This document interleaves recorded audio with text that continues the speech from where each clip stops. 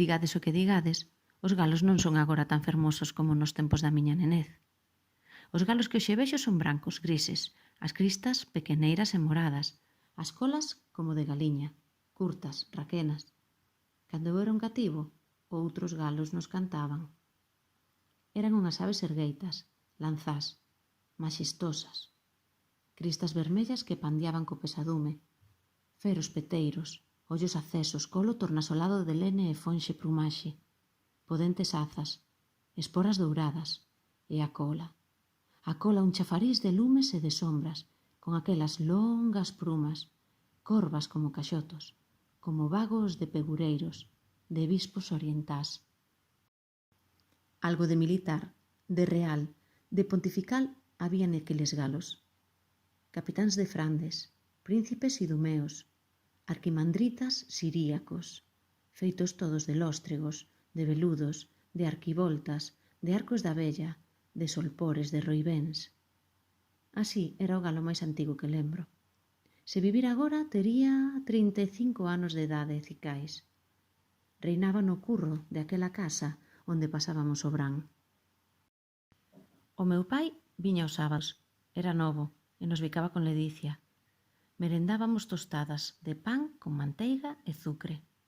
Tiñamos unha cabuxa tan agarimosa e tenra que saía connosco e ia tras de nós, como un cadeliño, polas corredoiras, cando andábamos a cazar grilos. Moito quería eu os animás. No curro pasaba unha grande parte do meu tempo ollando para as galiñas. Víaas escarabillar na terra, en percura de vermes e miñocas. Botáballes o millo, recollía os ovos que anunciaban co seu alporizado cacarexar.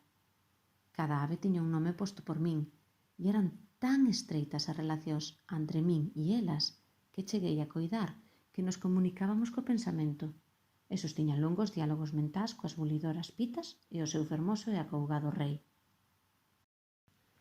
Unha ráfega de mento de sócato conmoveu o ar, e unha nube moura esvarou polo ceo. Laiáronse as arbres docemente e axiña veouse o sol.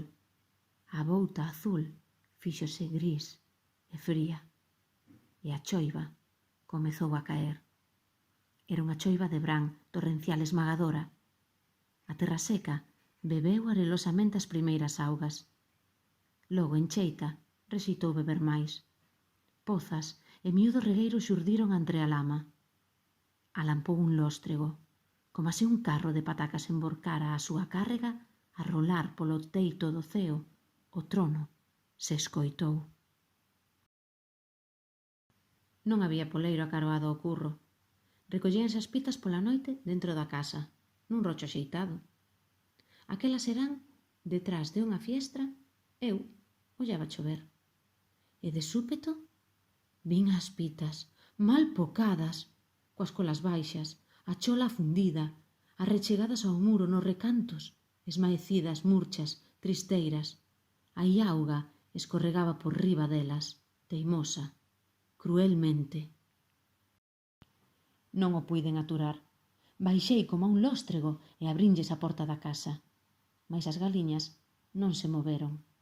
Chaméinas en van. Churras, churras, churras, churras, churras. E saín ao curro, atafegado, para adugar a grea a teito. Mais cando chegaba a cabo de unha ave, ista fuxíame e alongábase máis cada vez. Así, mollado eu mesmo ata non poder máis, púxenme a berrar e a chorar con moito desconsolo. Na casa foi notada a miña maniobra.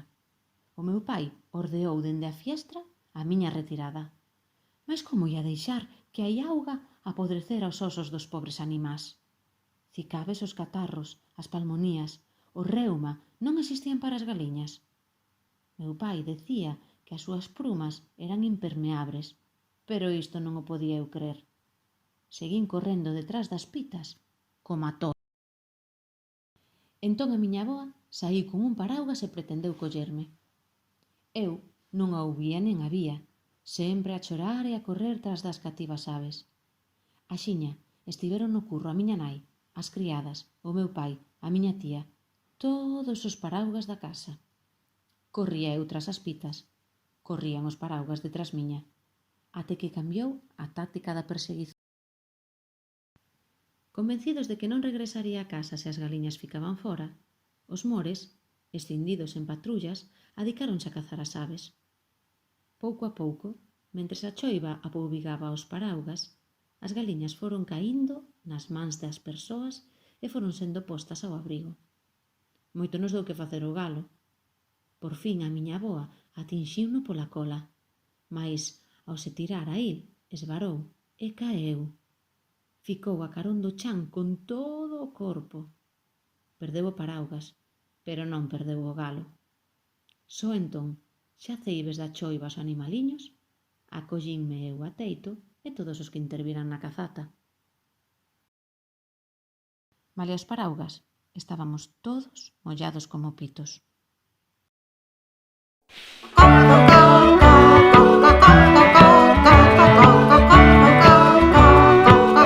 Pitas, pitas, pitas, pitas.